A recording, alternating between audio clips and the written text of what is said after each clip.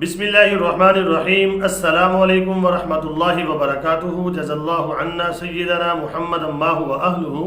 मेरे नाज़रीन, उम्मीद है आप खैरियत से होंगे।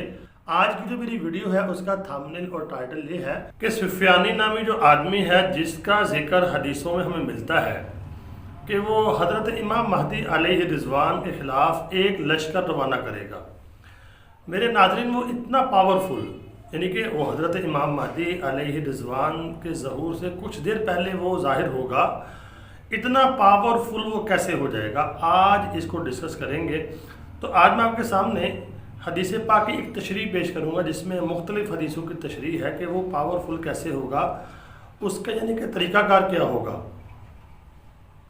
वो लोगों को अपने साथ कैसे मिलाएगा, जब वो पावरफुल हो जाएगा तो फिर उसका किरदार क्या होगा। तो आज इसको डिस्कस करेंगे। तो मज़ीद डिस्कस करने से पहले मेरी नाज़रीन गुजारिश ये है, अगर आपने अभी तक भी मेरा चैनल सब्सक्राइब नहीं किया, सब्सक्राइब कर दें, घंटी के निशान को लाजमी दबा दें। आइए फिर इसको डिस्कस करते हैं।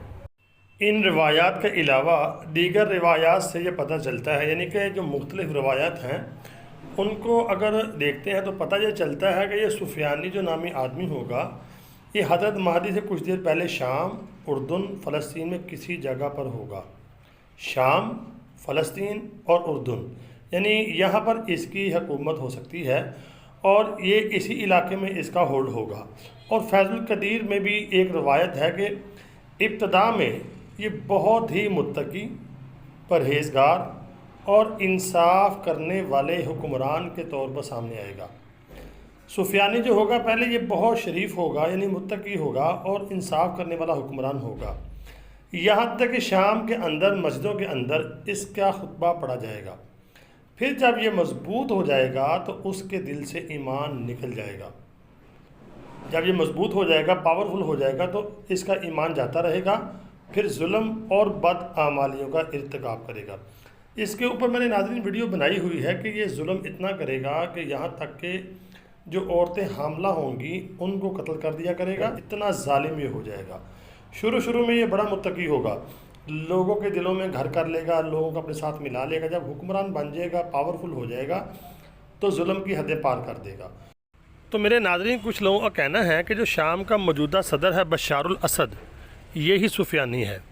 ये मुझे कमेंट भी दोस्तों ने की है, लेकिन इसकी तहकीकात मैंने बहुत की हैं। ये उसमें ये बातें जो सुफियानी वाली बातें हैं, बशारुल असद चीज़ है कि बहुत ज़ालिम है, इसने बहुत जुल्म किया है, लेकिन इसके अंदर सुफियानी वाली यानी आदात या वो उसका ख़ानदान जो है वो चीज़ें नहीं पाई जा रही।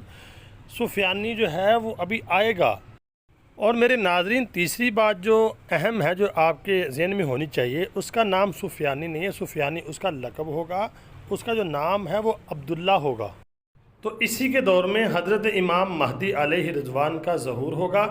और जब इसको इत्तला मिलेगी हज़रत इमाम महदी अलैहि रिज़वान के ज़हूर की, तो ये हज़रत इमाम महदी अलैहि रिज़वान से बुग़्ज़ और हसद रखता होगा और आपके ख़िलाफ़ एक लश्कर रवाना करेगा। लेकिन वो लश्कर हज़रत इमाम महदी अलैहि रिज़वान का कुछ नहीं बिगाड़ पाएगा। मकाम बैदा पर वो दंसा दिया जाएगा। आपने हदीस पढ़ी होगी।